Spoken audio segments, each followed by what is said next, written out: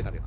मोदी का last day होगा, इसका शिक्षा व्यवस्था से क्या लेना देना? मोदी को पीटेंगे, इसका शिक्षा व्यवस्था से क्या लेना देना? अच्छा ये बताइए, ये प्रेमानंद महाराज पाखंडी हैं, इसका शिक्षा व्यवस्था से क्या लेना देना? मेरा लिंग मेरी आजादी, मेरा जेंडर मेरी आजादी, और वो ढपली वाले लोग आ जाते हैं आजादी आजादी, इसका शिक्षा से क्या लेना देना है? जरा मेरे बता दें मेरे को, हमारे विपक्षी लोग। अब कोई इस ढंग की वाहियात बात करता है कि सीता के पति का नाम लेके नीता के पति का काम कर रहे हैं, सर इसका शिक्षा से क्या लेना देना है? नमस्कार दोस्तों, स्वागत है आपका टाक रिपोर्ट इंडिया में। आज का डिबेट आचार्य प्रशांत और मोहम्मद फैज़ खान के बीच होने वाला है, तो आज के वीडियो में बने रहिए और ऐसे ही मस्त वीडियो देखने के लिए चैनल को सब्सक्राइब करें, बेल आइकन को दबा दें और ताकि नोटिफिकेशन सबसे पहले आपके पास ज़रूर पहुँचे। तो आज के वीडियो में मोहम्मद फैज़ और प्रशांत के बीच काफ़ी युद्ध होने वाली है, तो वीडियो को ज़रूर से ज़रूर देखें। सुधांशु त्रिवेदी जी, आपके साथ शुरुआत करती हूँ। 3 बड़े सवाल हैं मेरे। आखिरकार आज आपको कॉकरोच जनता पार्टी के प्रतिनिधियों से बात करनी पड़ी, तो फिर आपको नहीं लगता है कि उसमें देरी की गई जिसकी वजह से ऐसी परिस्थितियां बनी? दूसरी तरफ, क्या आप ये बताने की स्थिति में हैं कि क्या जो 3 मांगे उन्होंने रखी हैं उस पर किस तरह की का समझौता सरकार और सीजेपी के प्रतिनिधियों के बीच में हुआ है? और तीसरी बड़ी बात, क्या आप बड़े पैमाने पर, मतलब क्या ये मान रहे हैं कि ये सिर्फ सीजेपी के प्रदर्शनकारी थे या फिर आप इसको छात्रों से भी जुड़ा हुआ देख रहे हैं? देखिए, पहली बात, सरकार किसी भी मुद्दे के ऊपर और विशेषकर छात्रों और युवाओं से जुड़े हुए मुद्दे पर पूरी तरीके से संवेदनशील है, सतर्क है, सजग है। इसलिए सरकार उन सारे विषयों पे गंभीरता से विचार करेगी, इसमें कहीं कोई दो राय नहीं। हाँ, दूसरी बात जो आपने कही कि यहां पर जो लोग हैं उसमें सिर्फ सीजेपी के लोग हैं या इसमें अन्य लोग हैं, तो मैं कहना चाहूंगा कि जो भी ये युवा प्रदर्शनकारी हैं, इनको घुसपैठियों से सावधान रहने की बहुत जरूरत है, क्योंकि आज जो लोग इनका समर्थन कर रहे हैं वो तो मतलब व्यावसायिक ढंग से देखा जाए कि प्रोफेशनल आंदोलन करता है, वो अनेक मुद्दों पे आंदोलन करते रहे हैं, तो उनका आंदोलन मुद्दा आधारित है, यह विश्वास करना थोड़ा सहज नहीं लगता है।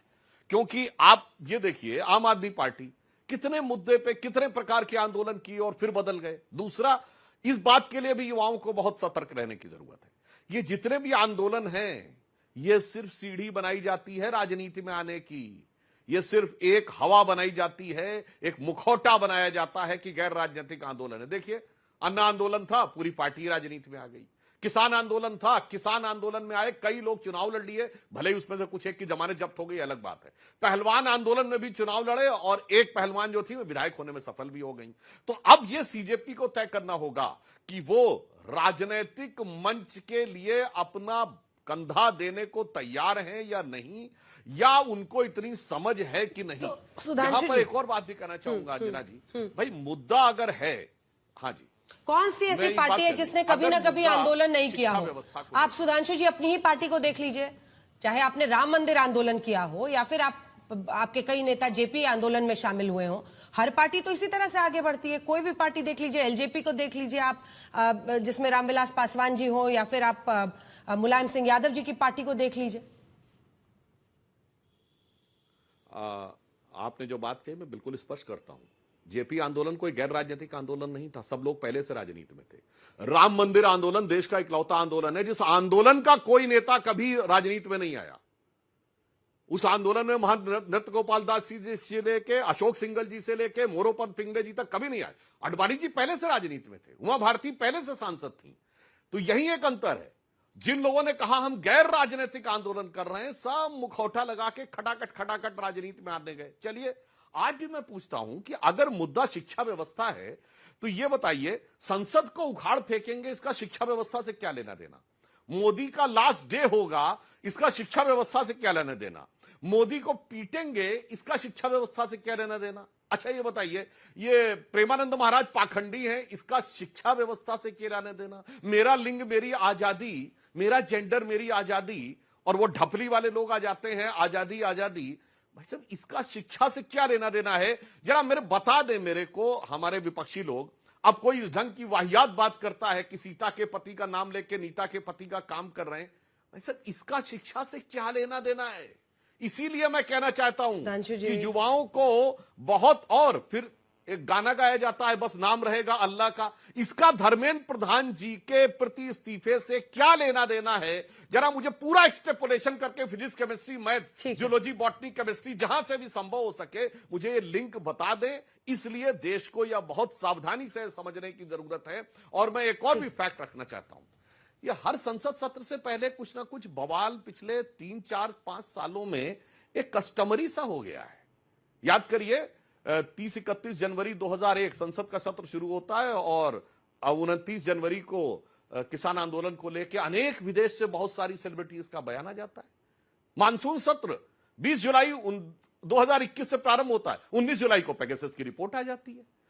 जुलाई 20-21 जुलाई 2023 को संसद का मानसून सत्र शुरू होता है, उससे पहले मणिपुर का वीडियो आ जाता है।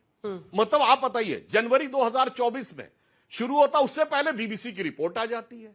2024 के नवंबर में सत्र शुरू होता है तो हिंडनबर्ग की रिपोर्ट को लेकर कोई फॉरेन में, अमेरिका में जाके कोर्ट में अपील कर देता है।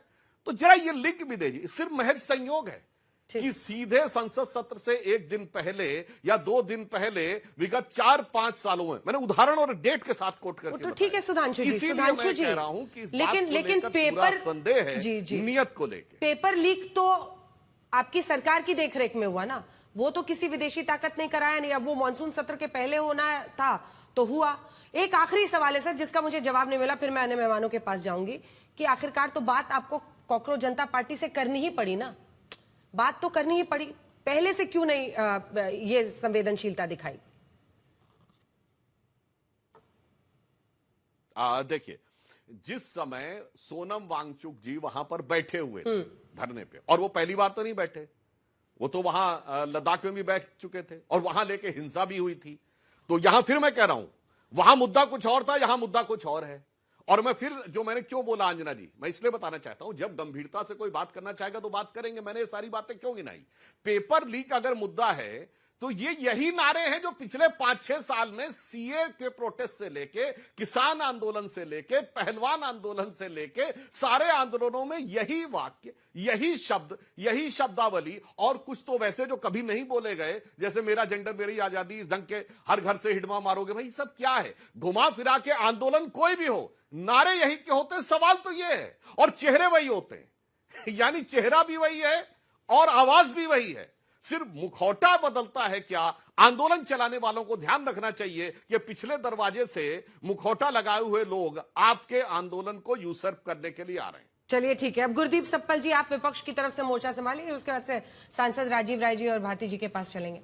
गुरदीप सप्पल जी, आपकी पार्टी इस पूरे मुद्दे पर कहां खड़ा है? क्योंकि बहुत एक ऐसा रिश्ता दिखा जिसमें आपकी पार्टी को भी कटघरे में वहां पर प्रदर्शनकारियों ने खड़ा किया और कांग्रेस पार्टी के खिलाफ भी वो बोलते नजर आए। फिर ऐसी तस्वीर आई जिसमें आपके नेता भी गए और आपके लोगों ने भी समर्थन दिया। इन सब में सरकार को घेरने का सिर्फ एक जरिया ये बनकर रह जाएगा कि आपको लगता है आर पार कुछ एक्शन होगा?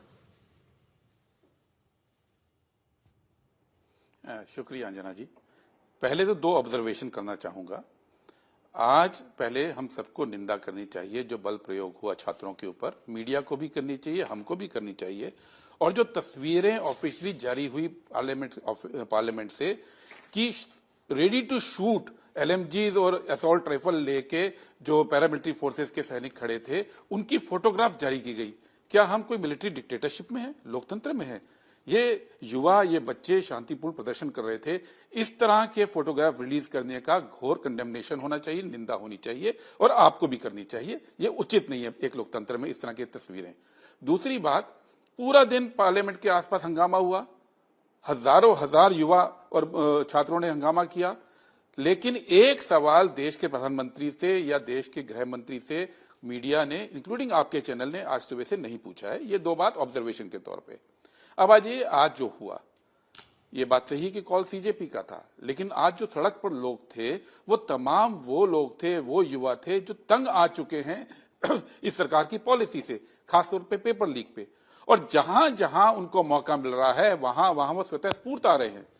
मैं 2 दिन पहले देहरादून में था जब राहुल जी का प्रोग्राम था, छात्रों की गूंज, बड़ी तेज बारिश थी, वेन्यू चेंज हो गया, बीजेपी ने जैस्मीन का प्रोग्राम रख दिया, लेकिन 10,000 बच्चा, इतना युवा हमारी पार्टी में मेंबर नहीं है, दसियों हजार बच्चा कंधे से कंधा जोड़कर राहुल जी के प्रोग्राम में आया।